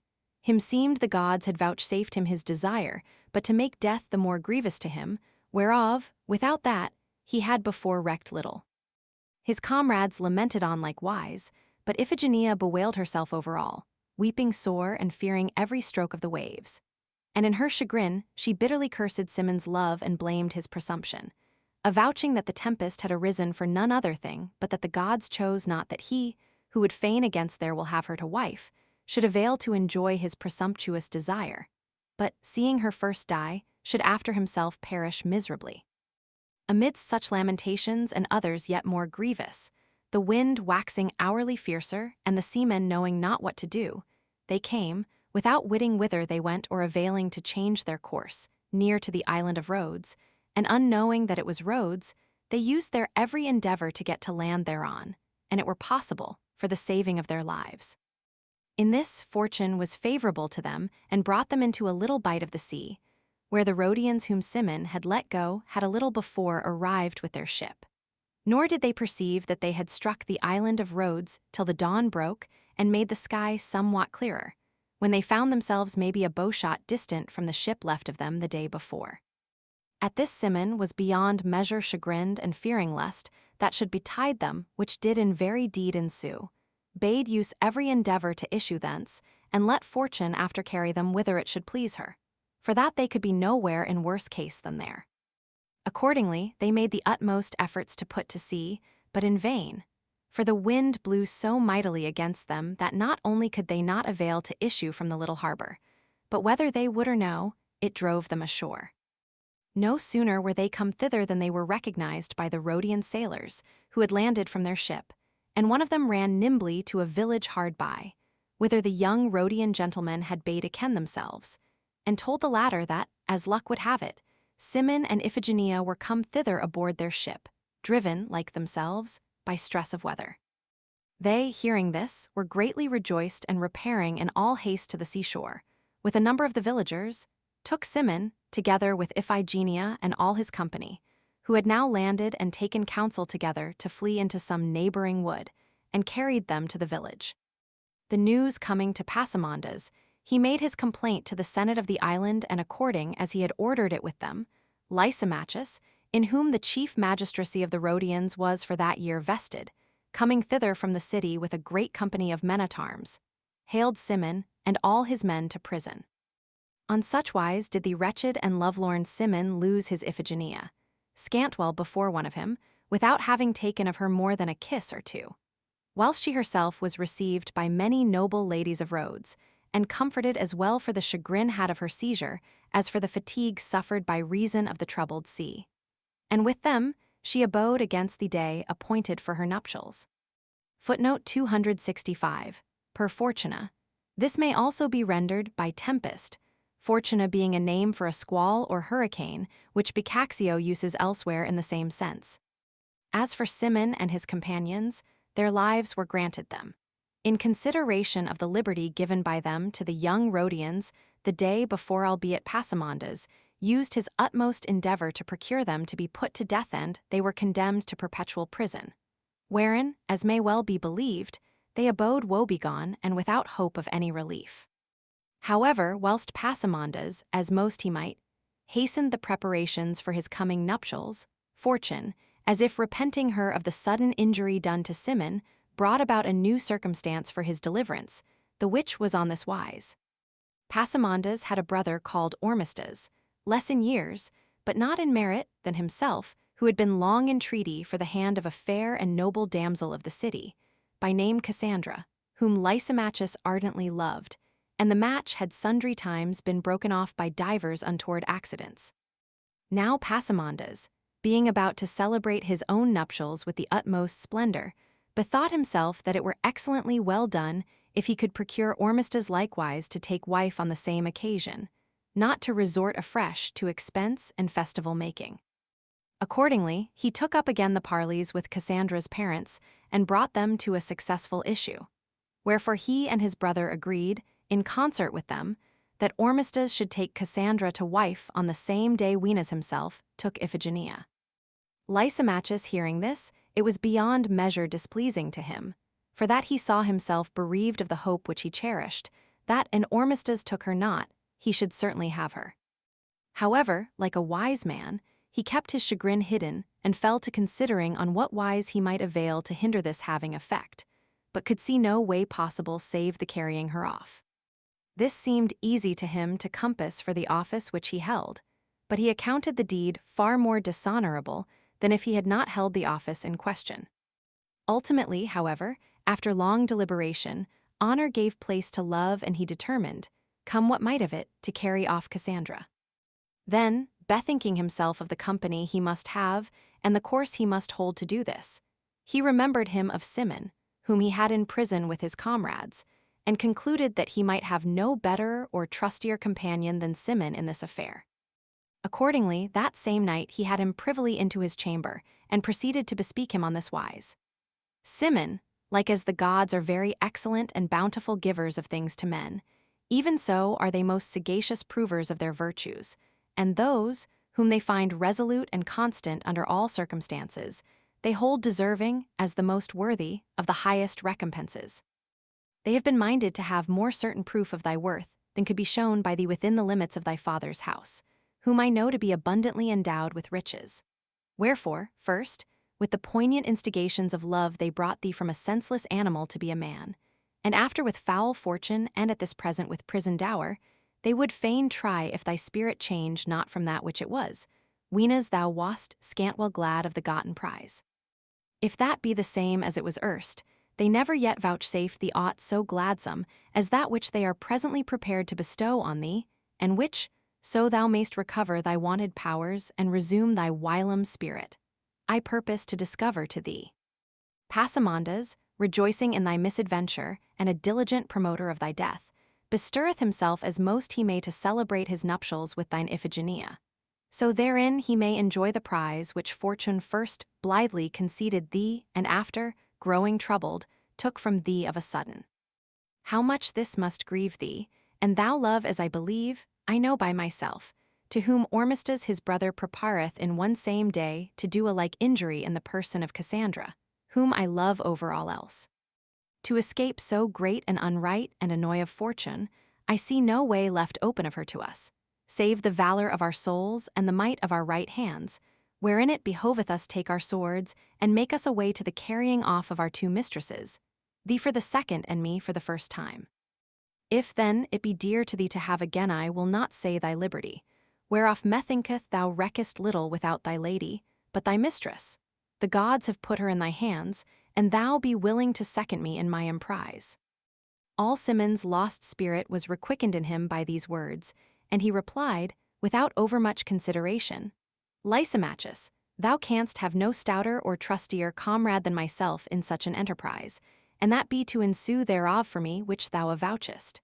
Wherefore do thou command me that which thou deemest should be done of me, and thou shalt find thyself wonder puissantly seconded. Then said Lysimachus, on the third day from this, the new married wives will for the first time enter their husbands' houses, whereinto thou with thy companions armed and I with certain of my friends, in whom I put great trust, will make our way towards nightfall, and snatching up our mistresses out of the midst of the guests, will carry them off to a ship, which I have caused secretly equip, slaying whosoever shall presume to offer opposition. The devise pleased Simon, and he abode quiet in prison until the appointed time. The wedding day being come, great and magnificent was the pomp of the festival, and every part of the two brothers' house was full of mirth and merrymaking. Whereupon Lysimachus, having made ready everything needful, divided Simon and his companions, together with his own friends, all armed under their clothes, into 3 parties, and having first kindled them to his purpose with many words, secretly dispatched one party to the harbor, so none might hinder their going aboard the ship, weenas need should be. Then, coming with the other twain, weenas it seemed to him time, to Passamondas his house, he left one party of them at the door, so as none might shut them up there within or forbid them the issue, and with Simon and the rest went up by the stairs. Coming to the saloon, where the new-wedded brides were seated orderly at meat with many other ladies, they rushed in upon them, and overthrowing the tables, took each his mistress, and putting them in the hands of their comrades, bade straightway carry them to the ship that was in waiting. The brides fell a-weeping and shrieking, as did likewise the other ladies and the servants, and the whole house was of a sudden full of clamor and lamentation. Simon and Lysimachus and their companions, drawing their swords, made for the stairs, without any opposition, all giving way to them. And as they descended, Passamondas presented himself before them, with a great cudgel in his hand, being drawn thither by the outcry. But Simon dealt him a swashing blow on the head, and cleaving it sheer in sunder, laid him dead at his feet. The wretched Ormistus, running to his brother's aid, was on like wise slain by one of Simon's strokes, and divers others who sought to draw nigh them were in like manner wounded and beaten off by the companions of the latter and Lysimachus, who, leaving the house full of blood and clamor and weeping and woe, drew together and made their way to the ship with their prizes, unhindered of any. Here they embarked with their mistresses and all their companions, the shore being now full of armed folk come to the rescue of the ladies, and thrusting the oars into the water, made off, rejoicing, about their business. Coming presently to Crete, they were there joyfully received by many, both friends and kinsfolk, and espousing their mistresses with great pomp, gave themselves up to the glad enjoyment of their purchase. Loud and long were the clamors and differences in Cyprus and in Rhodes by reason of their doings. But ultimately, their friends and kinsfolk, interposing in one and the other place, found means so to adjust matters that, after some exile, Cimon joyfully returned to Cyprus with Iphigenia, whilst Lysimachus on like wise returned to Rhodes with Cassandra, and each lived long and happily with his mistress in his own country. The second story. Costnza lovth, martusisio geomito, and hearing that he is dead. Embarkth for despair alone in a boat, which is carried by the wind to Susa. Finding her lover alive at Tunis, she disiovrth herself to him and he, being great in favor with the king for counsels given, esbousith her, and returneth rich with her to lipari. The queen, seeing Pamphilo's story at an end, after she had much commended it, enjoined Emilia to follow on, telling another, and she accordingly began thus. Every one must naturally delight in those things wherein he seeth rewards ensue according to the affections, and for that love in the long run deserveth rather happiness than affliction, I shall, in treating of the present theme, obey the queen with much greater pleasure to myself than I did the king in that of yesterday. Footnote 267, Sin. Inclinations, Ephesiani. This is a somewhat obscure passage, owing to the vagueness of the word Ephesiani, sin. Epheti in this position, and may be rendered, with about equal probability, in more than one way. You must know, then, dainty dames, that near unto Sicily is an islet called Lipari, wherein, no great while agone, was a very fair damsel called Costanza, born of a very considerable family there. It chanced that a young man of the same island, called Martuccio Gamido, who was very agreeable and well-bred and of approved worth in his craft, fell in love with her. And she in like manner so burned for him that she was never easy save weenas she saw him. Martuccio, wishing to have her to wife, caused demand her of her father, who answered that he was poor and that therefore he would not give her to him.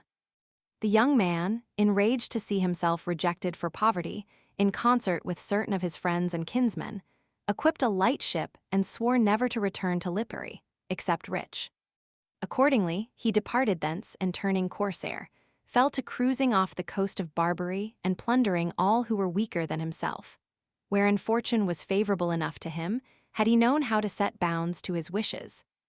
But it sufficing him not to have waxed very rich, he and his comrades, in a brief space of time it befell that, whilst they sought to grow over-rich, he was, after a long defense, taken and plundered with all his companions by certain ships of the Saracens, who, after scuttling the vessel and sacking the greater part of the crew, carried Martuccio to Tunis, where he was put in prison and long kept in misery. Footnote 268, or eminent, valoroso, i.e. in modern parlance, a man of merit and talent. Footnote 269, valoroso nel suo mestiere. It does not appear that Martuccio was a craftsman, and it is possible, therefore, that Boccaccio intended the word mestiere to be taken in the sense, to me unknown, of condition or estate, in which case the passage would read, a man of worth for i.e. as far as comported with his estate, and this seems a probable reading.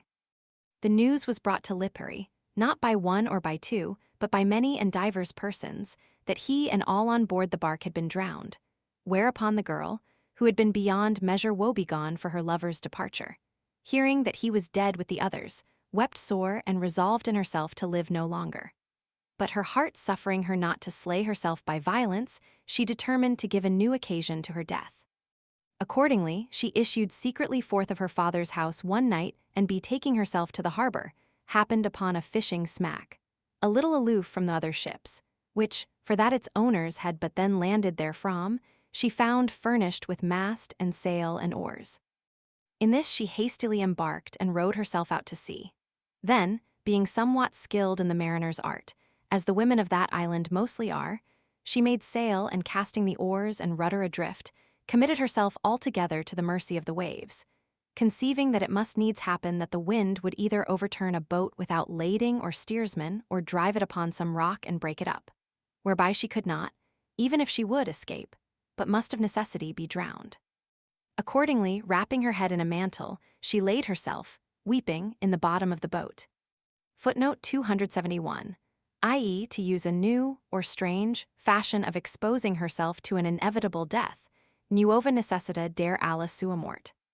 But it befell altogether otherwise than as she conceived, for that, the wind being northerly and very light, and there being well nigh no sea, the boat rowed it out in safety and brought her on the morrow, about vespers, to a beach near a town called Susa, a good 100 miles beyond Tunis.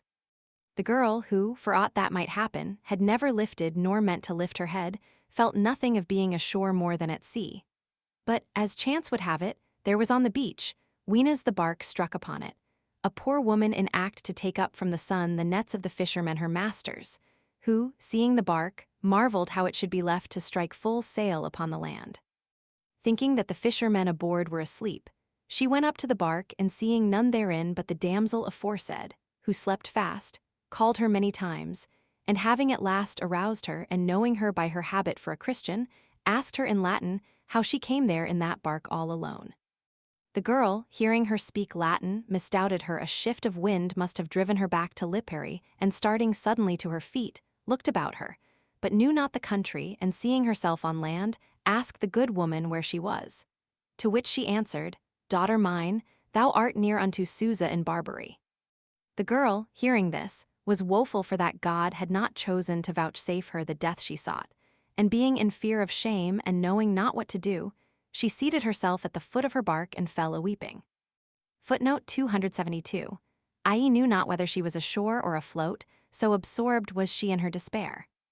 The good woman, seeing this, took pity upon her and brought her, by dint of entreaty, into a little hut of hers, and there so humored her that she told her how she came thither. Whereupon, seeing that she was fasting, she set before her her own dry bread and somewhat of fish and water, and so besought her that she ate a little. Costanza after asked her who she was that she spoke Latin thus. To which she answered that she was from Trapani, and was called Caraprea, and served certain Christian fishermen there.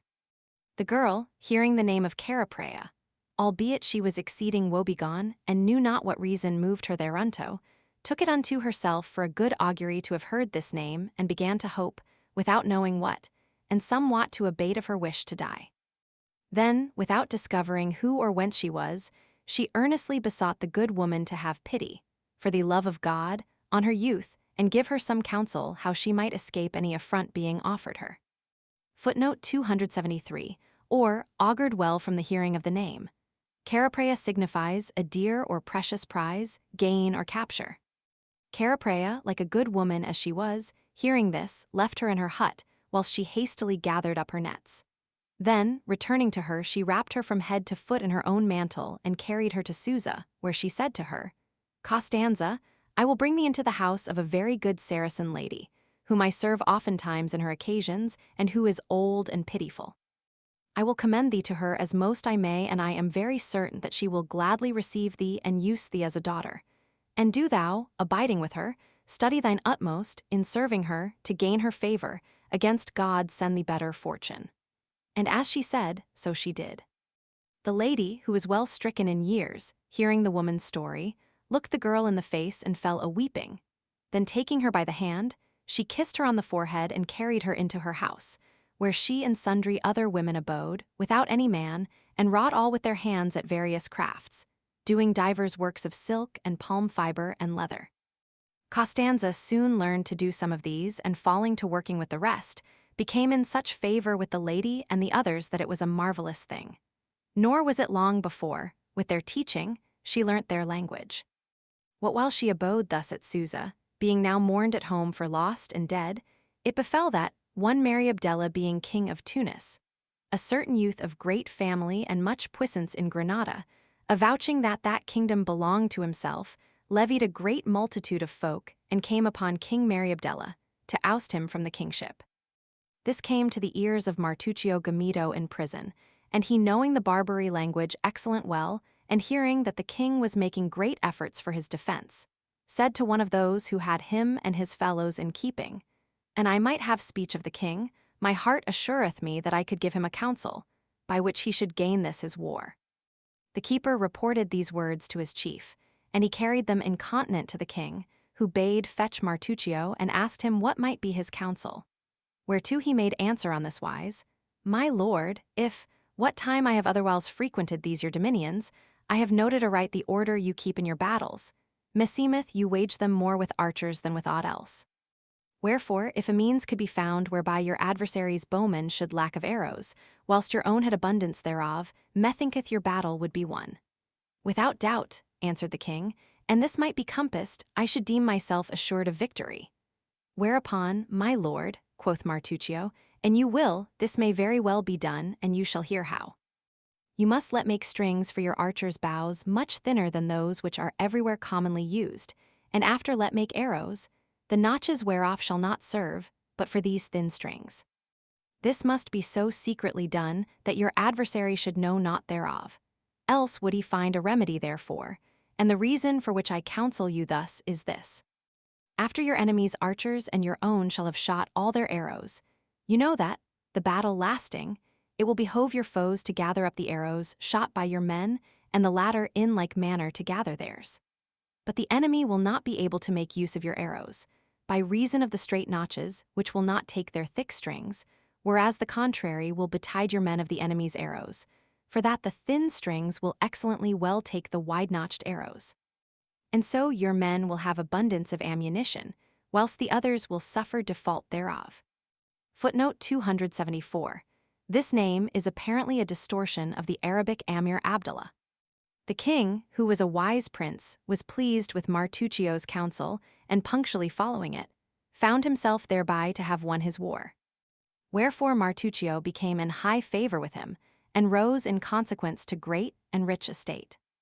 The report of these things spread over the land, and it came presently to Costanza's ears that Martuccio Gamido, whom she had long deemed dead, was alive, whereupon the love of him, that was now grown cool in her heart, broke out of a sudden into fresh flame and waxed greater than ever, whilst dead hope revived in her.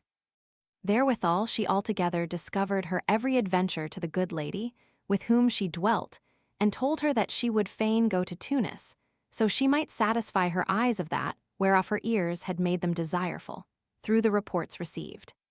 The old lady greatly commended her purpose, and taking ship with her, carried her, as if she had been her mother, to Tunis, where they were honorably entertained in the house of a kinswoman of hers.